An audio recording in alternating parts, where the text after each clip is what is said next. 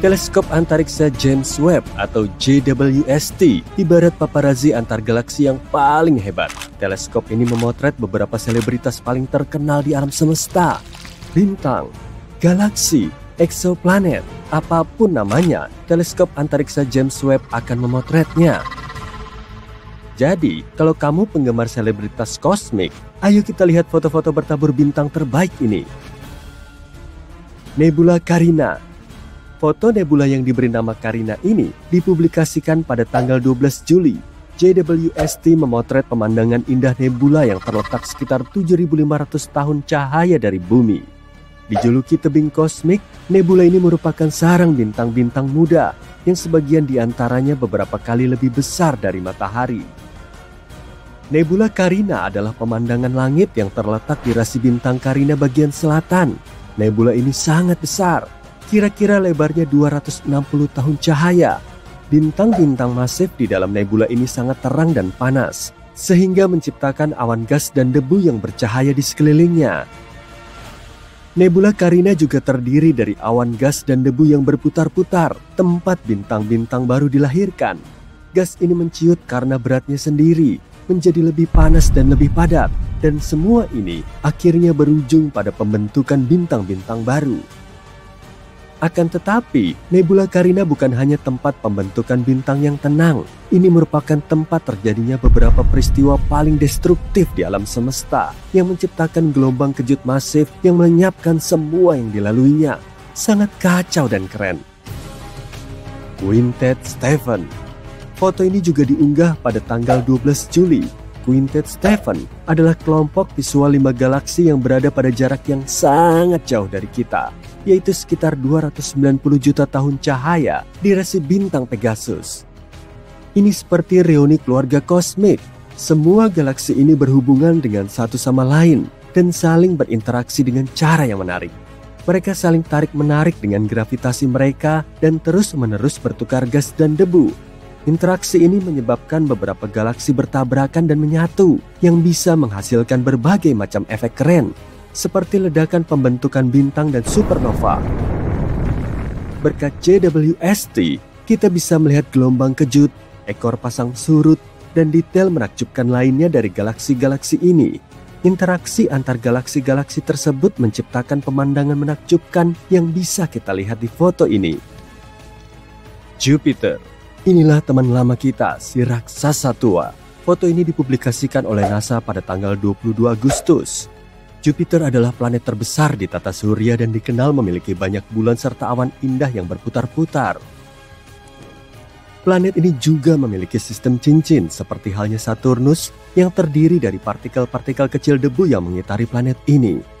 Cincin-cincin ini jauh lebih kecil dan tidak terlalu terlihat dibanding cincin Saturnus, tapi masih cukup indah. Jupiter juga memiliki aurora yang merupakan pertunjukan cahaya berwarna-warni di atmosfer planet ini. Aurora ini disebabkan oleh partikel bermuatan dari angin matahari yang berinteraksi dengan medan magnet Jupiter. Sama seperti di bumi, aurora bisa dilihat di dekat kutub-kutub planet. Tapi, aurora ini jauh lebih terang dan lebih kuat daripada aurora bumi. Kita bahkan bisa melihat pertunjukan cahaya yang luar biasa ini dari luar angkasa. Dan sekarang kita akhirnya bisa memotret pemandangan memukau ini. Foto JWST memperlihatkan aurora Jupiter, cincin-cincinnya, dan bahkan 2 bulannya, yaitu Amalthea dan Adrastea. Sungguh menakjubkan betapa terang dan jernihnya kedua bulan tersebut dalam foto ini. Galaksi Cartwheel. NASA merilis foto ini pada tanggal 2 Agustus. Foto ini memperlihatkan galaksi Cartwheel dan teman-temannya. Galaksi Cartwheel mendapatkan namanya dari bentuknya. Bentuknya memang seperti roda gerobak, bukan? Galaksi ini merupakan kumpulan bintang, gas, dan debu raksasa yang berputar-putar yang terletak di kedalaman ruang angkasa. Bentuknya seperti kincir dengan lengan-lengan spiral yang panjang.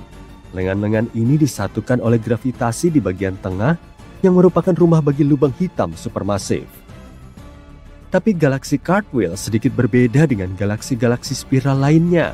Galaksi ini terbentuk ketika galaksi yang lebih kecil bertabrakan dengan galaksi yang lebih besar, menciptakan gelombang kejut yang menggetarkan gas dan debu. Kita harus mengunjungi galaksi ini suatu hari nanti. Pasti akan jadi perjalanan yang seru. Galaksi spiral M74. Ini dia galaksi spiral lainnya. NASA merilis foto ini pada tanggal 22 Juli. JWST harus mencari celah di antara lapisan debu dan gas tebal untuk bisa melihat gugus bintang yang indah ini.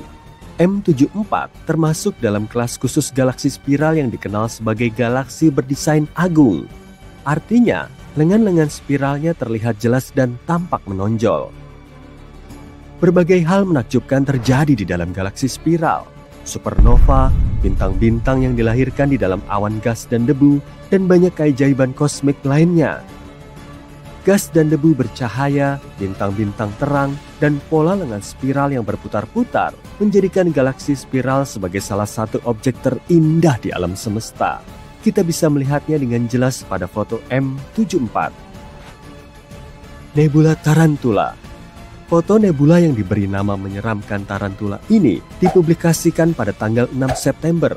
Foto ini mencakup area sepanjang 340 tahun cahaya, jarak yang sangat jauh. Berkat foto ini, para astronom berhasil menemukan bintang-bintang muda yang sebelumnya diselimuti debu. Nebula Tarantula terletak 160.000 tahun cahaya jauhnya dari kita, di awan Magellan Besar. Ini merupakan area pembentukan bintang terbesar dan paling terang di grup lokal, yaitu galaksi-galaksi yang berada paling dekat dengan Bima Sakti. Penamaannya diambil dari bentuknya yang mirip kaki tarantula besar. Wilayah ini sangat luas, lebarnya sekitar 1000 tahun cahaya, dan merupakan rumah bagi bintang-bintang yang paling masif dan bercahaya di alam semesta. Salah satu alasan kenapa nebula Tarantula menarik bagi para ilmuwan adalah komposisinya.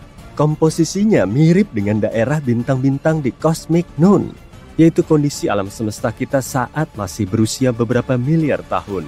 Pada saat itu, pembentukan bintang berada pada puncaknya.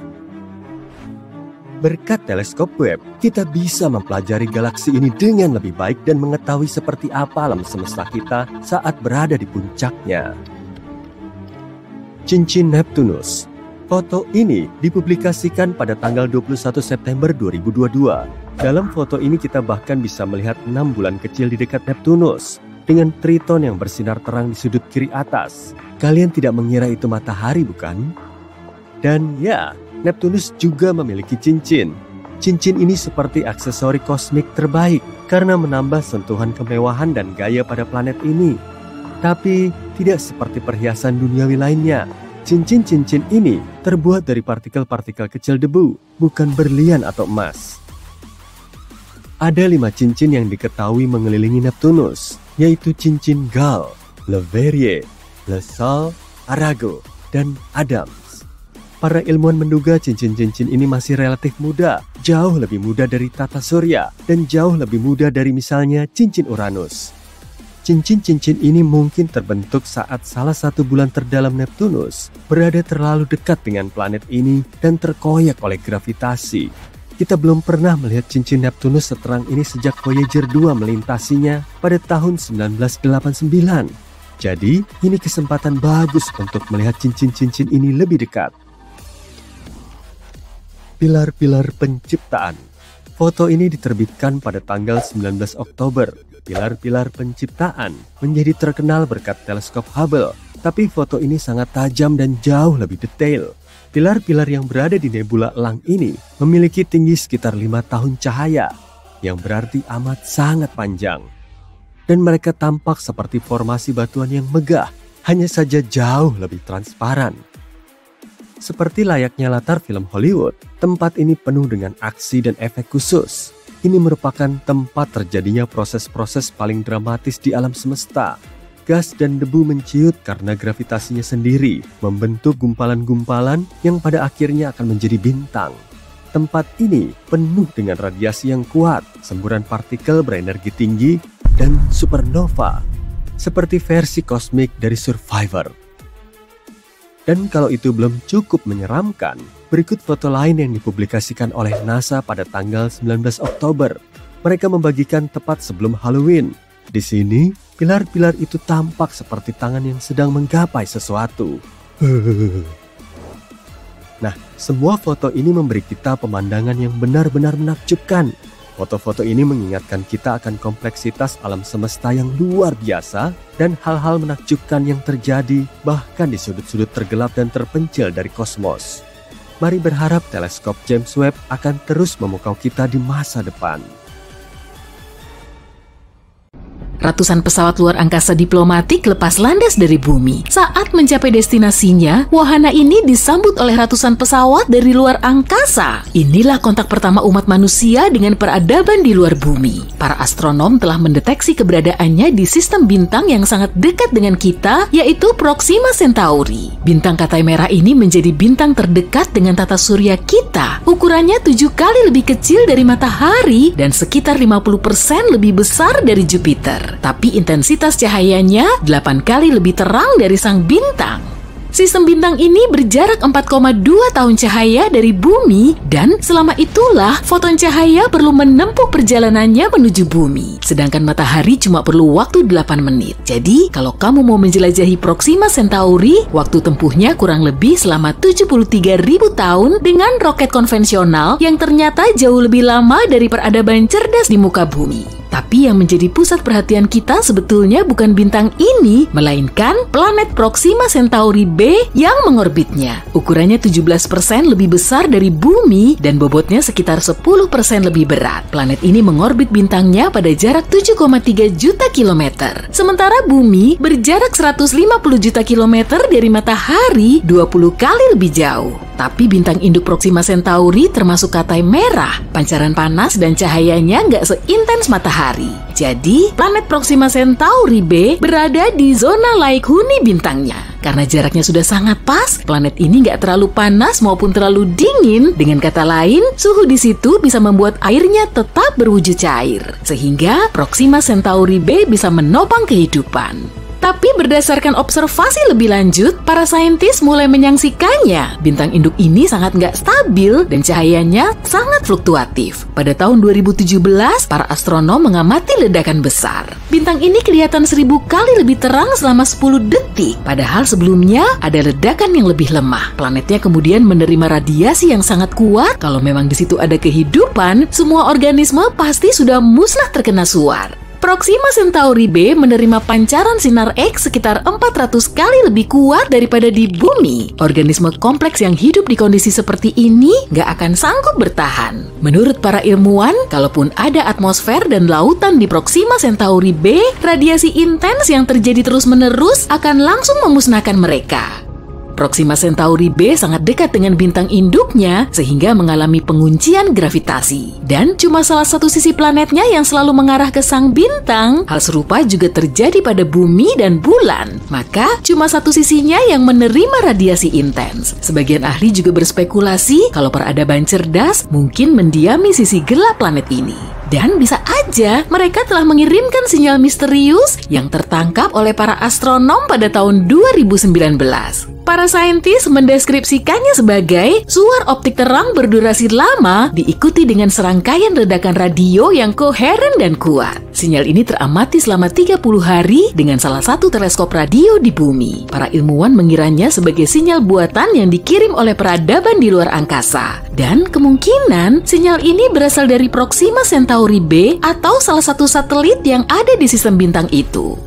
Tapi setelah dilakukan pendalaman, mereka gagal mendeteksi sinyal yang sama. Lalu teori yang paling kuat menyatakan sinyal radio ini kemungkinan cuma berupa gangguan yang berasal dari teknologi di bumi. Tapi gimana ya kalau sinyal ini memang dikirim oleh peradaban di sisi gelap Proxima Centauri B? Kali aja kita akan segera mengetahuinya. Teleskop antariksa James Webb telah diluncurkan pada hari Natal tahun 2021 ini. Roket pendorong lepas landas dari bumi menuju orbit, kemudian wahana ini akan membawa teleskop ke titik spesifik di antara bumi dan matahari yang gaya gravitasinya sama kuat. Gak seperti di permukaan bumi, di luar angkasa gak ada polusi cahaya. Jadi gak akan ada awan dan kondisi cuaca lain yang mengganggu kinerja teleskop.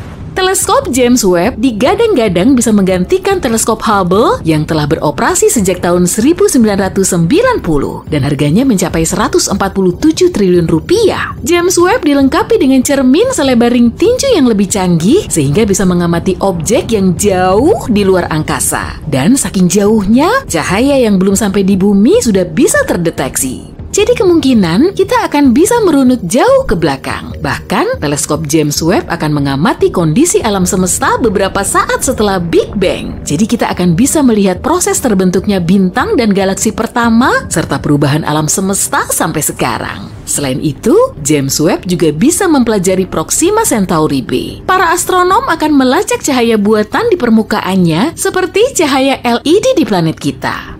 Kalau Proxima Centauri B benar-benar menaungi kehidupan di sisi gelapnya, penghuni lokalnya pasti sudah bisa mindahin panas dan cahaya dari sisi terangnya. Dan mereka perlu memanfaatkan cahaya buatan untuk mendukung kehidupan di sisinya. James Webb mampu ngebedain antara cahaya asli bintang dengan cahaya buatan di sisi gelap planet. Dan kalaupun memang ada cahaya buatan di situ, berarti kita akan bisa mengonfirmasi adanya peradaban cerdas di luar sistem tata surya kita yang selama ini belum pernah terbukti. Tapi bisa aja sih ada kesalahan kalkulasi dan interpretasi data. Nah, untuk mengetahui kebenarannya, kita cuma perlu mengirim probe luar angkasa ke Proxima Centauri sehingga bisa tahu gambaran pastinya.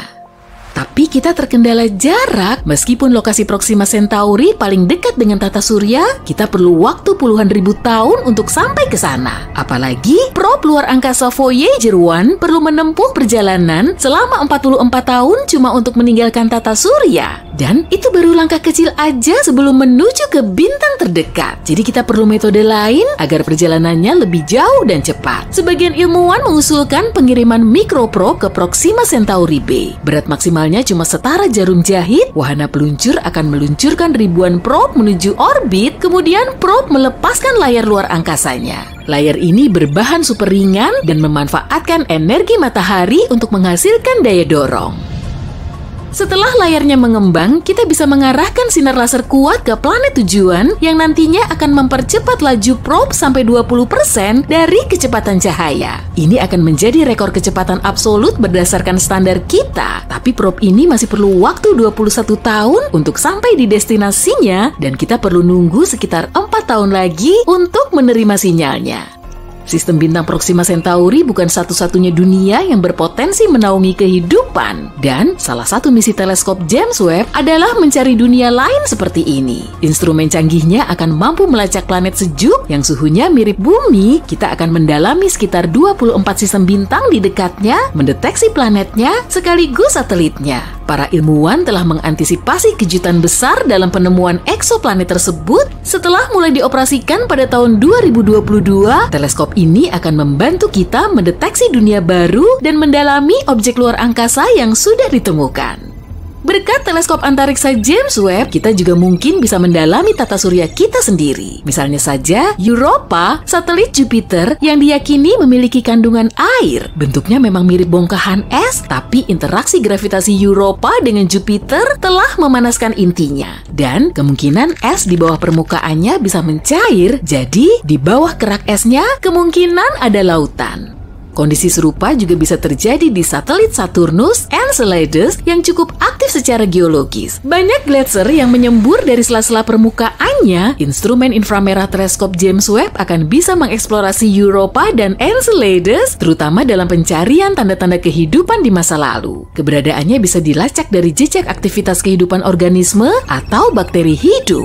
Teleskop ini dijadwalkan akan beroperasi selama 6 tahun, tapi di masa depan kita akan meluncurkan teleskop yang jauh lebih besar. Namanya LUVOIR atau Large UV Optical Infrared Surveyor. Ukuran cermin LUVOIR 2 kali lebih besar dari teleskop James Webb dan hampir 7 kali lipatnya Hubble. Menurut rencana, teleskop ini akan diluncurkan pada tahun 2039 dengan bantuan roket super berat menuju orbit. Kemudian, LUVOIR harus sampai di destinasinya sejauh 1,5 juta kilometer dari bumi untuk memulai observasi. Saat itulah kita akan bisa melaju lebih cepat dari kecepatan cahaya. Dan kalau teleskop ini mendeteksi planet yang berpotensi laik huni, kita bisa mengirim probe luar angkasa atau malah tim pengamat ke planet tujuan. Dengan begini, pertemuan diplomatis dengan peradaban luar angkasa bisa saja menjadi kenyataan. Sudah lebih dari 1 tahun sejak teleskop James Webb yang membutuhkan waktu lebih dari 20 tahun untuk menyelesaikannya diluncurkan. Dan dalam waktu yang relatif singkat tersebut, peralatan yang sangat modern dan paling kuat dalam sejarah ini telah membuat banyak penemuan. Dengan mengamati alam semesta pada panjang gelombang inframerah, James Webb memungkinkan kita untuk melihat hal-hal yang belum pernah dilihat oleh teleskop lain. Tujuan utama dari peralatan yang luar biasa ini adalah untuk mempelajari pembentukan galaksi dan bintang-bintang yang muncul di alam semesta awal. Sebagai contoh, lihatlah tempat pembibitan bintang yang paling dekat dengan kita, yaitu area di ruang angkasa di mana bintang-bintang baru dilahirkan. NASA telah membagikan foto dari James Webb yang menunjukkan daerah pembentukan bintang kecil. Jika kamu mengamati foto ini dengan seksama, kamu akan melihat semburan yang keluar dari bintang-bintang yang masih bayi. Di sekelilingnya awan debu kosmik yang berwarna-warni bertabrakan satu sama lain. Pemandangannya sangat memukau. Debu merah terdiri dari molekul hidrogen. Kamu juga bisa melihat kalau beberapa bintang memiliki bayangan seperti bayangan yang mengisyaratkan terbentuknya planet-planet. Sekilas foto tersebut tampak kacau, tapi para astronom menyatakan kalau tempat ini merupakan tempat pembibitan bintang yang relatif kecil dan tenang dibanding tempat lainnya. Banyak bintang muda di sana yang ukurannya mirip dengan matahari atau sedikit lebih kecil. Foto itu sendiri diambil dengan bantuan kamera inframerah dekat, NIRCam, milik Webb. Kamera ini merupakan kamera utama observatorium yang memotret alam semesta dalam 2 rentang inframerah yang berbeda. Penemuan menakjubkan lainnya yang berhasil ditemukan oleh teleskop Webb adalah molekul asap di galaksi jauh. Ini adalah pertama kalinya molekul seperti itu ditemukan begitu jauh dari planet kita. Galaksi yang dimaksud berada pada jarak 12,3 miliar tahun cahaya dari bumi. Galaksi tersebut kemungkinan besar terbentuk sekitar 1,5 miliar tahun setelah Big Bang. Meskipun jarak antara galaksi dan planet kita sangat jauh, para ilmuwan berhasil mendeteksi senyawa kimia yang ditemukan dalam jelaga atau asap. Dan ini merupakan hal yang cukup besar karena telah mendorong rekor untuk mendeteksi molekul yang serupa dan kompleks mundur sekitar 1 miliar tahun. Penelitian ini juga telah mengukuhkan kehebatan peralatan ruang angkasa yang paling keren sepanjang masa. Spektrometer ini berhasil membuat penemuan ini meskipun spektrometer yang diperlukan untuk pengukuran tidak bekerja secara maksimal setelah mengalami degradasi yang tiba-tiba dan mengejutkan. Teleskop James Webb juga telah membantu meningkatkan pemahaman kita tentang eksoplanet, yaitu planet yang mengorbit bintang lain selain matahari. Pada awal tahun 2023, teleskop ini menemukan eksoplanet pertamanya, LHS-47b. Planet ini berada pada jarak 41 tahun cahaya dari bumi dan memiliki ukuran yang hampir sama dengan bumi. Menurut NASA, saat ini James Webb adalah satu-satunya teleskop yang beroperasi yang mampu mengkategorikan atmosfer eksoplanet seukuran bumi. Tim peneliti di balik penemuan ini percaya bahwa hasil tersebut menggarisbawahi ketepatan teleskop itu. Mereka berharap teleskop ini bisa membantu kita menemukan lebih banyak lagi eksoplanet batuan yang mungkin bisa kita jadikan tempat tinggal di masa depan. Meskipun pada pandangan pertama, alam semesta terlihat kosong, sebenarnya alam semesta adalah tempat yang sangat sibuk, dan Webb memiliki semua instrumen yang dibutuhkan untuk melihat segala macam peristiwa kosmik yang terjadi di sana. Lihat saja foto WR124 ini, bintang ini berada di puncak kehancurannya yang sangat dahsyat.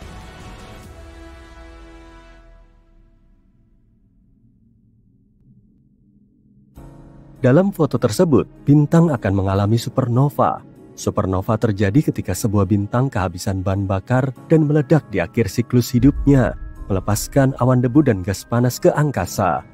Bintang yang dipotret oleh teleskop Webb sedang berada pada tahap Wolf-Rayet dalam kehidupannya.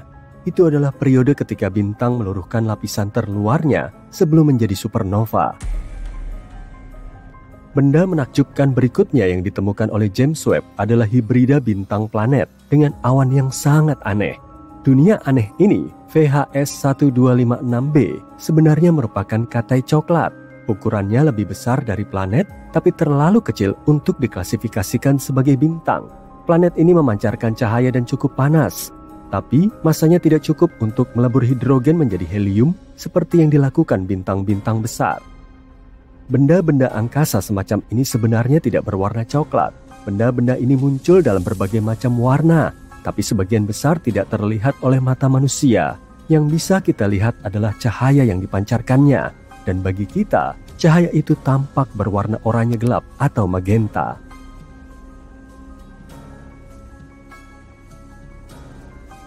Katai coklat yang ditemukan oleh teleskop Webb ini ukurannya hampir 20 kali lipat ukuran Jupiter. Planet ini mengitari 2 bintang katai merah, dan untuk menyelesaikan 1 kali orbit, planet ini membutuhkan waktu lebih dari 10.000 tahun. Para astronom pertama kali mengetahui keberadaan eksoplanet yang tidak biasa ini pada tahun 2016. Tapi pada saat itu, mereka tidak mengklasifikasikannya sebagai katai coklat, dan karena itu, mereka tidak bisa menjelaskan cahaya kemerahannya yang membingungkan. Sekarang berkat teleskop James Webb, mereka tahu asal-usul objek tersebut. Kembali lagi ke awan-awan itu, seperti yang diketahui, awan di bumi terbuat dari uap air, tapi yang ada di katai coklat berbeda. Awan di katai coklat tampaknya terbuat dari pasir. Kelihatannya seperti pasir yang bagus dari bumi, tapi sebenarnya bukan. Awan-awan itu terbuat dari partikel-partikel silikat yang sangat kecil. Penemuan terbaru lainnya melibatkan beberapa galaksi besar yang diyakini para ilmuwan lahir tidak lama setelah Big Bang. Galaksi-galaksi itu seharusnya tidak ada di sana dan tidak ada yang menyangka akan menemukannya. Tapi teleskop antariksa James Webb berhasil menemukannya. Galaksi-galaksi ini yang bermassa sebesar Bima Sakti penuh dengan bintang-bintang merah yang sudah matang. Para astronom telah menganalisis cahaya yang datang dari mereka dan memperkirakan usia mereka 5-700 juta tahun setelah Big Bang. Artinya, bintang-bintang itu terbentuk ketika alam semesta kita masih sangat muda, nyaris seperti bayi. Yang paling aneh dari galaksi-galaksi tersebut adalah ukurannya yang luar biasa besar dan usia bintang-bintang yang ada di sana. Data yang diterima teleskop tidak sesuai dengan gagasan yang sudah ada tentang seperti apa alam semesta dan bagaimana alam semesta berevolusi di masa-masa awal pembentukannya. Data yang diterima juga tidak cocok dengan pengamatan yang dilakukan Hubble sebelumnya. Dan di sini, James Webb telah memotret sebuah daerah yang jauh di luar angkasa dengan detail yang belum pernah terjadi sebelumnya. Bagian ruang angkasa ini dikenal sebagai gugus Pandora. Dalam foto ini, kamu bisa melihat 3 gugus galaksi yang sangat besar berkumpul dan membentuk sebuah mega gugus. Gabungan massa gugus-gugus ini bertindak sebagai lensa gravitasi yang kuat. Dan berkat efek pembesaran alami ini, para ilmuwan bisa melihat galaksi-galaksi lain di area tersebut. Para astronom menyatakan bahwa foto terbaru gugus Pandora lebih kuat dan lebih dalam daripada yang pernah mereka lihat. James Webb juga berhasil menemukan ribuan bintang muda yang belum pernah dilihat sebelumnya di nebula Tarantula. Formasi ruang angkasa ini mendapatkan julukannya karena penampakan filamen-filamen berdebu yang terlihat pada foto-foto sebelumnya. Nebula Tarantula merupakan area pembentuk bintang terbesar di grup lokal yang meliputi galaksi-galaksi yang paling dekat dengan Bima Sakti. Foto-foto yang dihasilkan teleskop Webb telah membantu menjelaskan komposisi nebula Tarantula. Teleskop ini juga mendeteksi protobintang, yaitu bintang-bintang muda yang sedang dalam proses pembentukan. Para astronom menduga kalau protobintang ini pada akhirnya akan terbentuk dan membentuk nebula. Di antara penemuan-penemuan lain yang dibuat oleh teleskop James Webb, kamu bisa melihat kelahiran 50 bintang jauh. Beberapa di antaranya menggerakkan piringan protoplanet yang kelak akan membentuk tata surya yang jaraknya beberapa tahun cahaya dari tata surya kita. Ini satu lagi foto dari James Webb. Kamu bisa melihat lubang hitam supermasif yang masanya 9 miliar massa matahari. Lubang hitam ini sangat besar dan purba, sehingga para ilmuwan masih kesulitan untuk menjelaskan keberadaannya.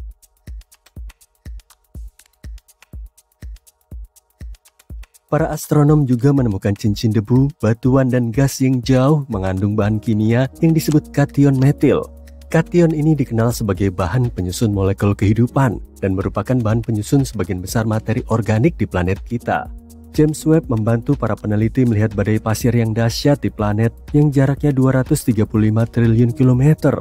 Para astronom sangat senang menemukan peti harta karun berisi partikel-partikel pasir kecil yang tak terhitung jumlahnya.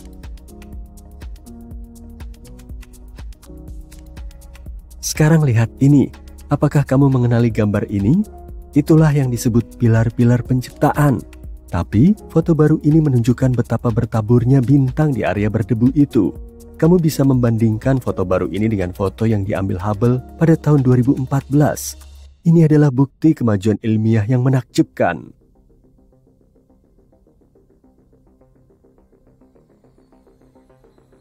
Halo penduduk bumi, jika kamu berpikir bahwa kamu istimewa karena tinggal di satu-satunya planet yang bisa dihuni di luar sana, pikirkan lagi deh.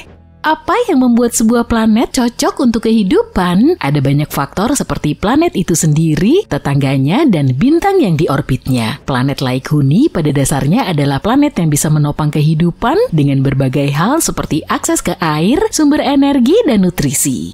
Bumi misalnya berada di titik manis yang dikenal sebagai zona Laik-Huni, di mana ia bisa memiliki air dalam bentuk cair di permukaannya. Tapi hanya dengan berada di zona ini tidak berarti sebuah planet bisa dihuni. Faktor-faktor seperti tingkat radiasi yang sangat tinggi bisa membuat sebuah planet tidak bisa dihuni meskipun temperaturnya tepat. Jadi intinya kita butuh air, sesuatu untuk mengorbit, dan seperangkat nutrisi yang berasal dari bahan kimia yang bisa ditemukan di tabel periodik unsur Mendeleev atau makanan ringan yang kamu beli. Lihatlah eksoplanet yang dinamai K218b ini. Istilah eksoplanet tidak berarti bahwa planet ini eksotis. Istilah ini hanya menunjukkan bahwa planet ini terletak di luar tata surya. Sebagian besar planet harus mengorbit sesuatu, kecuali kalau kita berbicara tentang planet-planet nakal yang pada dasarnya adalah benda seukuran planet yang melayang-layang di angkasa, tapi tidak mengorbit bintang atau katai coklat. Alih-alih mengorbit matahari, K218b justru mengorbit bintang katai merah bernama K218. Bintang ini bukan bintang biasa yang bisa dilihat dengan mata telanjang di langit malam. Bintang yang satu ini sulit diamati karena kecerlangannya yang rendah. K218b memang planet yang sangat jauh. Planet ini berada pada jarak 28 parsek dari bumi. 1 parsek sama dengan 31 triliun kilometer. Coba deh kamu hitung. Petunjuk, banyak angka nolnya. K218b adalah sub Neptunus yang artinya memiliki radius yang lebih kecil dari Neptunus. Tapi planet ini jauh lebih besar daripada tempat tinggal kita yang sederhana ini. Ukurannya sekitar 2,6 kali jari-jari bumi. Dari segi berat, K218b ini jauh lebih besar dari bumi, sekitar 8 kali lebih masif. Planet ini membutuhkan waktu 33 hari untuk mengelilingi bintang induknya, dan ia menerima cahaya bintang yang sama banyaknya dengan yang diterima bumi dari matahari. Planet ini memiliki intensitas cahaya 1,28 kali lebih besar daripada bumi dan memiliki suhu keseimbangan minus 2 derajat Celcius. Bukan, ini bukan berarti bahwa K218b terasa seperti New York di bulan Januari. Ini hanya memberi kita gambaran tentang suhu teoritis yang ada di sana. Suhu keseimbangan planet pada dasarnya adalah suhu yang akan dimiliki planet jika dia memiliki radiasi yang seimbang. Suhu ini terjadi ketika jumlah panas yang keluar dari planet sama dengan jumlah panas yang masuk. Jarak triliunan mil yang memisahkan kita tidak menjadi masalah bagi teleskop-teleskop canggih seperti teleskop antariksa Kepler yang menemukan planet ini serta teleskop antariksa James Webb yang sedang mempelajari atmosfernya. Pada tahun 2019, para ilmuwan mengumumkan mereka menemukan uap air di atmosfer eksoplanet K218b. Hal ini memicu ketertarikan yang lebih besar pada dunia yang aneh ini.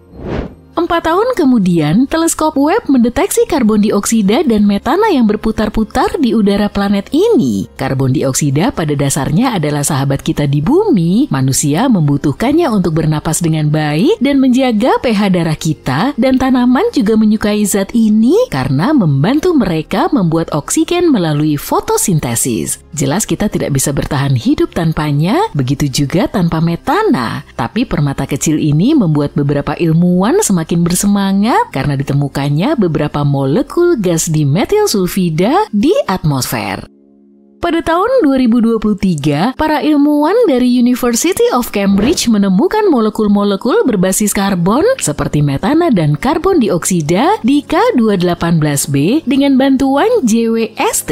Ini bisa berarti kalau eksoplanet ini memiliki atmosfer yang kaya hidrogen serta permukaan yang berair. Ada kemungkinan ada aroma dimetil sulfida atau DMS di dalamnya. Di bumi, zat ini biasanya dikaitkan dengan kehidupan karena biasanya diproduksi oleh fitoplankton di lautan. Fakta bahwa kami menemukan petunjuk adanya DMS di K218b seperti menemukan tiket emas dalam sebatang coklat kosmik. Sekarang itu membuatmu gugup, kan? Mengapa DMS begitu penting? DMS adalah pahlawan super di planet kita yang memainkan peran penting dalam siklus belerang dan bahkan mempengaruhi iklim kita dengan membantu pembentukan awan. Dan menemukan DMS di planet lain bisa jadi pertanda adanya kehidupan yang mirip dengan kehidupan di bumi. Sepertinya planet ini adalah tempat yang menyenangkan dengan suhu yang tidak terlalu panas dan semua nutrisi yang tepat untuk membuat kita tetap hidup. Jadi gimana pendapatmu tentang penampakannya secara keseluruhan? Mungkin planet ini membutuhkan waktu beberapa juta tahun untuk terbentuk, meskipun suhu di bawah tanah mungkin memanas, tapi seharusnya tidak ada perbedaan besar di permukaannya. Beberapa ahli percaya planet ini bisa menjadi rumah bagi lautan air atau lava cair dengan atmosfer yang kaya akan hidrogen menyerupai raksasa gas seperti Uranus atau Neptunus. Yang satu ini tidak terlalu cocok dengan standar bumi karena atmosfer kita sebagian besar terbuat dari nitrogen. Jika ada lautan, kemungkinan besar lautan tersebut berada di bawah lapisan es dan batu yang tebal yang dapat mengacaukan iklim planet ini. Ketika cuaca menjadi sangat panas, batas antara lautan dan langit menjadi kabur. Kita tidak yakin apakah ada lautan cair di K218b dan sulit untuk melihatnya dari jauh. Hanya dengan melihat ukuran dan berat planet ini saja tidak akan memberikan jawaban.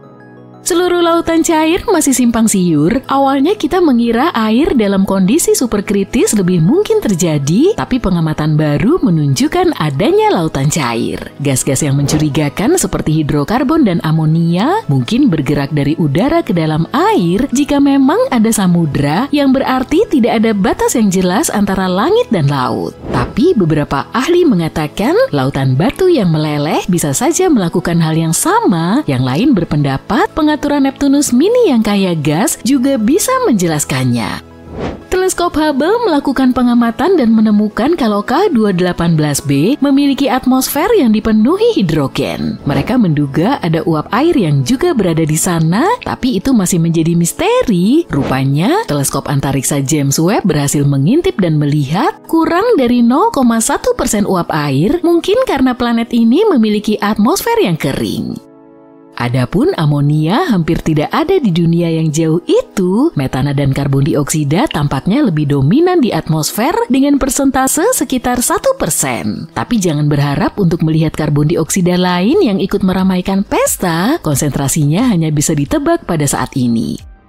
Atmosfer K218b hanyalah sebagian kecil dari massa totalnya, sekitar 6,2%, dan mungkin memiliki atmosfer yang mirip dengan Uranus dan Neptunus. Dari segi kabut tidak banyak yang terjadi dan awan airnya masih menjadi misteri. Awan tersebut mungkin berupa es, meskipun ada kemungkinan juga ada awan air cair. Selain air, atmosfer juga bisa mengandung sejumlah awan amonium klorida, natrium sulfida, kalium klorida, dan seng sulfida, tergantung dari jenis planetnya. Sepertinya keadaan di atmosfer bisa menjadi sedikit lebih panas dengan adanya inversi suhu yang menyebabkan situasi stratosfer. Hari-hari biasa di luar angkasa. Sejauh ini para ilmuwan telah menemukan beberapa model iklim yang mungkin dimiliki planet ini. Sebagai contoh, beberapa dari mereka berpikir bahwa ada suhu yang sama di seluruh planet ini, kecuali jika planet ini berputar sangat cepat dan perbedaan suhu antara kutub dan khatulistiwa sangat kecil. Tapi semua itu hanya spekulasi pada saat ini. Jumlah radiasi yang diterima K218b dari bintangnya mirip dengan yang diterima bumi. Temperatur di planet ini bisa berkisar dari sangat dingin sampai hangat. Apakah planet ini bisa mendukung kehidupan? Tergantung pada atmosfer dan awannya. Para ilmuwan menduga mikroorganisme dari bumi bisa bertahan hidup di sana, bahkan dengan semua hidrogen. Tapi sulit untuk mengetahui apakah ada kehidupan di K218b karena gas-gas yang biasa kita cari mungkin tidak ada di atmosfernya. Para ilmuwan menduga teleskop antariksa James Webb mungkin bisa mendeteksi berbagai penanda kehidupan di planet tersebut dengan pengamatan yang cukup. Venus dan bumi sangat berbeda sehingga pertanyaan bodoh seperti mana yang lebih lama, sehari atau setahun, yang tidak masuk akal di bumi benar-benar masuk akal di Venus. 1 hari di Venus memang lebih lama dari 1 tahun. Jika kita menempatkannya dalam perspektif bumi, 1 hari di Venus sama dengan 243 hari di bumi, sementara 1 tahun hanya berlangsung sekitar 225 hari. Jadi kamu seperti ulang tahun setiap hari. Venus sering dijuluki kembaran jahat bumi. Perbedaan keduanya sangat mencolok sehingga kamu akan mengira dua planet ini berasal dari galaksi yang berbeda. Sebagai gambaran, jika perbandingan hari ke tahun tidak cukup, matahari terbit di Venus bagian barat dan terbenam di bagian timur. Saat ini salah satu dari sedikit kesamaan di antara keduanya adalah ukurannya. Tapi coba bayangin saat Venus dan bumi seperti kacang polong bersahabat sejak awal tata surya. Venus dulunya adalah pusat kehidupan. Para ilmuwan NASA menduga Venus mungkin pernah memiliki samudra dengan air yang cair dan suhu permukaan yang bisa mendukung kehidupan hingga 2 miliar tahun. Tapi Venus di masa kini adalah cerita yang berbeda. Kita berbicara tentang suhu yang ekstrem dan atmosfer karbon dioksida yang tebal. Apa yang menyebabkan perubahan kosmik ini? Ukuran, lokasi, dan sikap. Maksudku, jarak dari matahari dan panas internal memainkan peran besar dalam membentuk nasib Venus dan bumi. Ngomong-ngomong, dulunya ada 3 planet bersaudara yang bisa menjadi tuan rumah bagi kehidupan: Venus, bumi, dan Mars. Bayangkan 3 buah kue mangkuk di dalam oven. Setelah matang sempurna, kue-kue itu dikeluarkan dari oven. Salah satunya diletakkan di depan jendela yang terbuka di tengah musim dingin. Satu lagi diletakkan dengan hati-hati di atas meja dan ditutupi dengan tisu dapur yang bersih, dan yang terakhir secara tidak sengaja terlupakan dan tertinggal di dalam oven. Mars, bumi, dan Venus seperti kue mangkuk itu. Mars menjadi terlalu dingin dan tidak ramah, bumi masih bagus dan hangat serta terlindungi dengan baik dari semua hal yang tidak menyenangkan seperti tisu dapur yang melindungi kue mangkuk yang beruntung itu. Dan Venus menjadi sangat panas dan tidak mungkin untuk dikonsumsi. Dalam hal perkembangan, bumi mengambil rute yang lambat dan stabil, mempertahankan lautan, atmosfer yang stabil, dan keanekaragaman hayati. Venus di sisi lain meningkatkan suhu, menguapkan lautan, dan menghasilkan gas rumah kaca. Akibatnya kita memiliki planet yang akan mencair lebih cepat daripada manusia salju di musim panas. Sebaliknya, Mars akan mengubahmu menjadi es loli dalam hitungan detik. Tapi kemungkinan besar, Mars pernah cukup ramah di masa lalu. Beberapa ilmuwan percaya bahwa Mars dulunya dipenuhi dengan sungai dan danau yang mengalir dan tidak kekurangan air. Bahkan saat ini, Mars masih memiliki lautan yang disebut Oceanus Borealis, atau lebih tepatnya, sisa-sisa lautan yang dulunya pernah ada. Samudra ini kehilangan hampir semua airnya seiring berjalannya waktu. Kini sumber air di Mars berasal dari lapisan es di kutub dan mineral di bebatuan. Menurut perkiraan, hanya 1% dari seluruh air yang menguap, sementara 99%-nya masih terkunci di planet merah. Lapisan es di kutub cukup mudah dipahami karena kita juga punya itu di bumi, tapi batuan yang mengandung air? Simple, setidaknya ada 4 jenis mineral hidrat di Mars. Ada lempung hidrat yang terbuat dari silikon oksigen, dan yang lebih kerennya lagi, lempung ini bisa mengandung magnesium dan besi yang merupakan sulfat hidrat berbasis sulfur. Jangan bilang iyuh, aku tahu kamu membayangkan bau telur busuk, tapi itu ciri khas hidrogen sulfur dan bukan hanya belerang. Mineral ini memiliki air yang terkandung dalam formula kimianya. Ada juga silika hidrat yang memiliki air yang terkunci dalam formulanya. Para ilmuwan telah bereksperimen dengan menanam tanaman dalam kondisi mirip Mars dan berhasil dengan alfalfa. Memanen alfalfa juga membantu meningkatkan pertumbuhan tanaman lain seperti lobak dan selada. Meskipun air mungkin tersedia di planet merah, udara di Mars sebagian besar terdiri dari karbon dioksida. Sisi terangnya, Mars Oxygen In Situ Resource Utilization Experiment atau disingkat MOXIE dapat menghasilkan oksigen di Mars yang bisa menjadi sangat penting untuk misi di masa depan.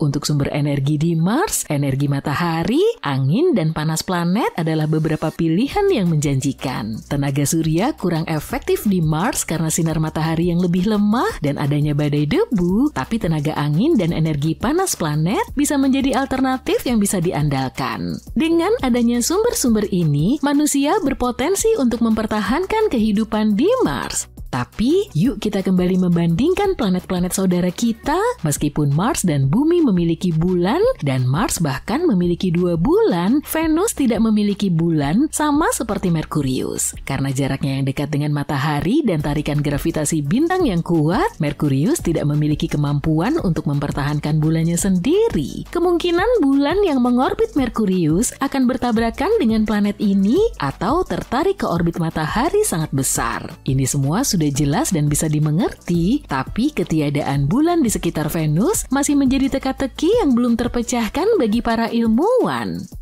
Meskipun Venus memiliki suhu yang sangat panas, para ilmuwan berpikir bahwa Venus mungkin tidak terlalu bersahabat dengan kehidupan seperti yang kita duga sebelumnya. Sebuah studi MIT baru-baru ini menemukan 19 asam amino yang bertahan dalam larutan mirip Venus selama 1 bulan penuh. Ya, beberapa di antaranya menyukai suhu panas. Selain itu, Rocket Lab dan Massachusetts Institute of Technology bekerja sama untuk mengirimkan wahana antariksa tanpa awak Venus Livefinder dalam sebuah misi ke Venus. Wahana ini akan mencari tanda-tanda kehidupan di atmosfer Venus dengan menggunakan instrumen khusus yang disebut Autofluorescing Nevelometer. Tidak, aku nggak mengada-ngada. Misi yang semula dijadwalkan untuk diluncurkan pada tahun 2023 kini diundur ke bulan Desember 2024 dan akan tiba di Venus pada bulan Mei 2025. Tujuan dari misi ini adalah untuk menemukan senyawa organik di atmosfer Venus yang dapat menunjukkan kemungkinan adanya kondisi yang dapat dihuni di lapisan awan. Wahana ini dirancang dengan tahap penjelajahan Photon Explorer dan wahana atmosfer ringkas yang dilengkapi dengan alat nevelometer. Wahana kecil ini akan menjelajahi atmosfer Venus dan mengumpulkan data tentang partikel awan dan senyawa organik.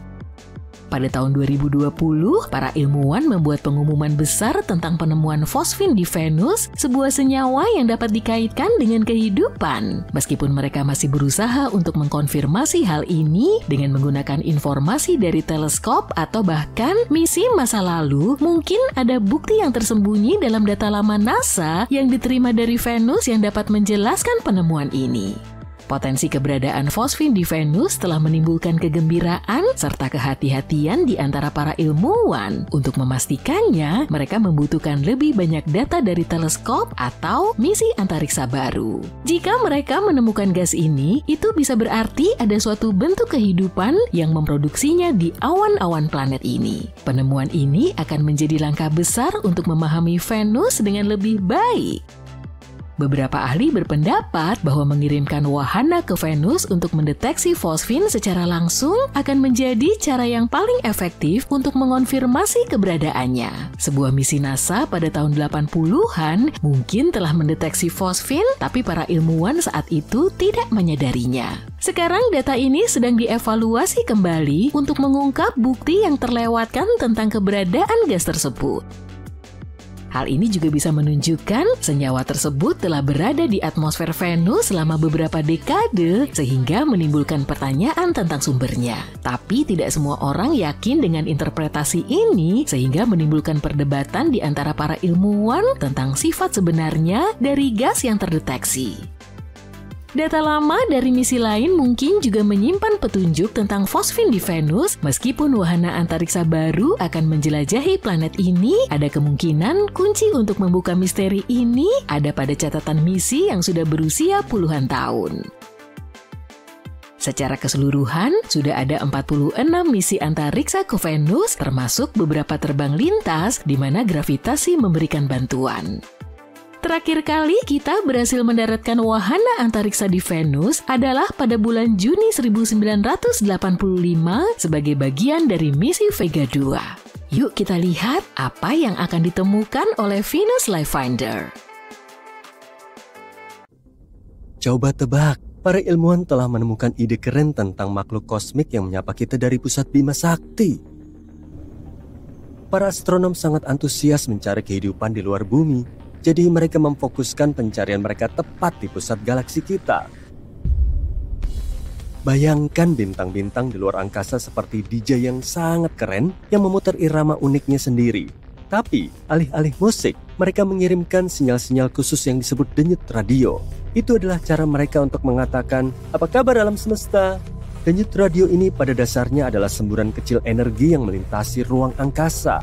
Namun, denyut radio ini bukan sekadar suara acak. Mereka memiliki pola tertentu yang membuatnya menonjol dari semua suara lain di luar sana. Pola itu seperti kode rahasia atau irama khusus yang hanya diketahui oleh bintang-bintang tersebut. Para ilmuwan sangat penasaran dengan denyut radio ini karena mereka berpikir bahwa mungkin saja makhluk cerdas dari planet lain juga menggunakannya. Ini seperti bahasa galaksi yang bisa mereka gunakan untuk berbicara satu sama lain.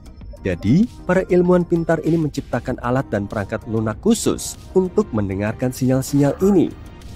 Ini seperti mendengarkan stasiun radio favoritmu, tapi bukannya musik atau acara bincang-bincang. Mereka mencoba menangkap ketukan kosmik ini.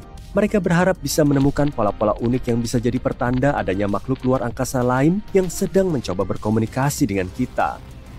Mereka menggunakan teleskop super keren yang disebut Green Bank Telescope di Virginia Barat untuk mengumpulkan data dan mencari sinyal-sinyal ini. Tapi inilah kejutannya, mereka tidak menemukan apapun kali ini. Tapi jangan khawatir, karena perangkat lunak canggih mereka sangat cepat dan akan membantu mereka mencari lebih baik lagi di lain waktu.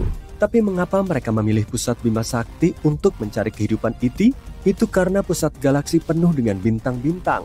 Dengan kata lain, seharusnya ada lebih banyak planet di sana, yang berarti lebih banyak tempat potensial untuk kehidupan. Ditambah lagi, jika ada bentuk kehidupan yang sangat cerdas di inti galaksi kita, mereka bisa dengan mudah mengirim sinyal ke banyak planet sekaligus. Cerdik ya? Semua ini sangat menarik karena ini adalah pertama kalinya para ilmuwan berusaha keras untuk mencari jenis sinyal seperti ini. Mereka berpikir bahwa menggunakan rentang frekuensi tertentu dan pola yang berulang-ulang adalah cara yang sangat cerdas bagi makhluk IT untuk membuat diri mereka dikenal. Maksudku, kombinasi itu sangat tidak mungkin terjadi secara alami, bukan? Bagian terbaiknya adalah mereka memiliki algoritma yang bisa memeriksa data teleskop dalam jumlah yang sangat banyak hanya dalam waktu 30 menit.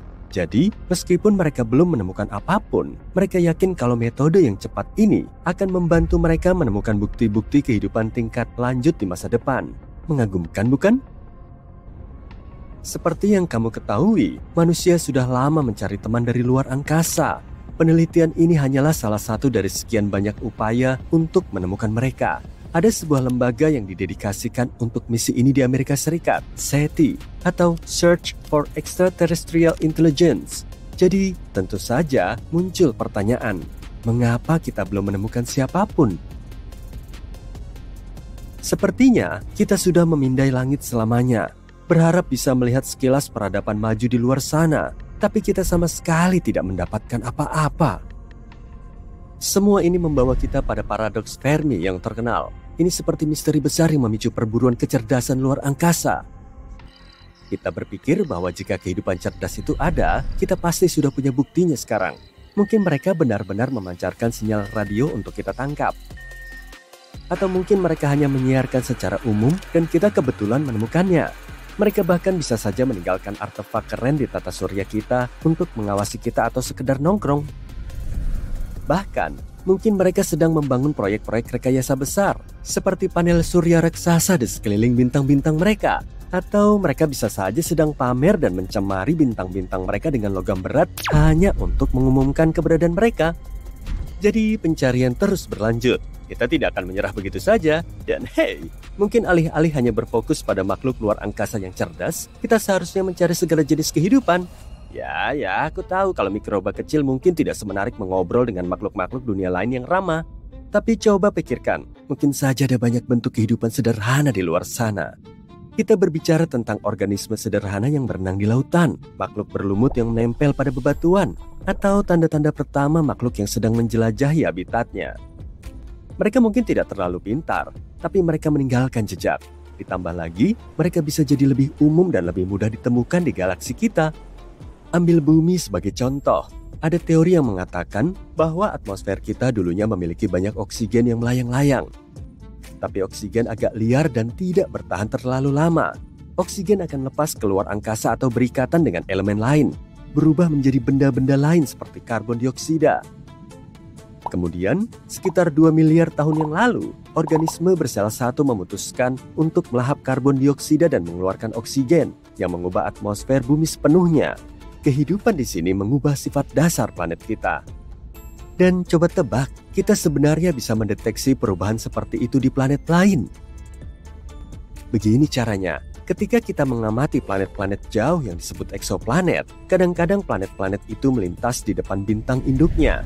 Ketika cahaya bintang melewati atmosfer planet, cahaya tersebut akan bercampur dengan berbagai elemen dan molekul di udara. Dan tahukah kamu apa yang terjadi? Cahaya berubah rasa dan warnanya dengan cara yang istimewa. Bayangkan jika kamu memiliki segelas limun dan kamu menambahkan jus buah ke dalamnya. Limunnya akan terasa berbeda, bukan? Nah, atmosfer eksoplanet juga seperti itu. Ketika kita melihat cahaya bintang yang melintasi atmosfer planet, kita bisa mengetahui apa yang ada di sana dan apa bedanya dengan cahaya bintang itu sendiri. Jadi, dengan mempelajari perubahan cahaya ini, kita bisa mengetahui jenis elemen dan molekul apa yang ada di atmosfer planet yang jauh. Ini seperti eksperimen kimia kosmik dan membantu kita mempelajari lebih lanjut tentang kemungkinan adanya kehidupan di luar sana. Jadi saat ini kita hanya bisa mempelajari atmosfer planet-planet besar yang mengorbit sangat dekat dengan bintangnya. Tapi jangan khawatir, satelit Transiting Exoplanet Survey milik NASA sedang mencari tahu.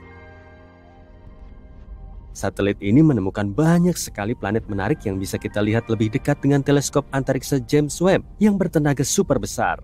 Teleskop yang luar biasa ini bahkan bisa mengendus kalau ada terlalu banyak karbon dioksida di planet lain. Dan oke, mari bersikap realistis. Kontak pertama kita mungkin tidak akan mencolok seperti di film-film. Tidak akan ada pertukaran kode rahasia atau mencari tahu kebiasaan ET. Kita juga tidak akan mengobrol tentang tubuh atau kebiasaan yang aneh-aneh. Sebaliknya, petunjuk pertama kehidupan di luar sana kemungkinan besar akan muncul sebagai garis kecil yang bergoyang-goyang pada grafik. Ini akan menunjukkan kepada kita bahwa makhluk hidup telah mengguncang keadaan di planet asalnya. Bahkan bentuk kehidupan yang sederhana pun bisa berdampak besar pada lingkungannya dan meninggalkan jejak yang nyata. Memang, ini mungkin tidak seliar pertempuran melawan robot luar angkasa atau petualangan epik. Tapi bayangkan ini, menemukan kehidupan apapun di luar bumi akan sangat luar biasa. Kita akan menghubungi rumah, mengirim pesan seperti, coba tebak, kita tidak sendirian di alam semesta. Itu akan menjadi momen bersejarah yang patut dirayakan. Dan ngomong-ngomong, kita sudah mulai menemukan molekul organik di luar angkasa. Memang belum ada kehidupan yang lengkap seperti yang kita bayangkan, tapi masih cukup keren. Sebagai contoh, kita sudah mulai menemukan senyawa organik di Mars. Dan ada kemungkinan kecil kalau Mars pernah ditumbuhi tumbuhan dan bahkan mungkin hewan. Ini baru kemungkinan. Tapi kalau benar, ini menunjukkan kalau keberadaan organisme hidup di alam semesta tidak selangka yang dibayangkan. Pencarian kehidupan di alam semesta seperti permainan detektif yang hebat. Kita mengira menemukannya akan lebih mudah karena mereka bisa melakukan hal-hal keren seperti meledakkan sinyal radio atau mengubah seluruh tata surya mereka. Namun, pada kenyataannya, semuanya jauh lebih rumit. Namun demikian, kita tidak boleh menyerah. Mari terus mencari dan berharap studi baru tentang sinyal radio ini membawa hasil.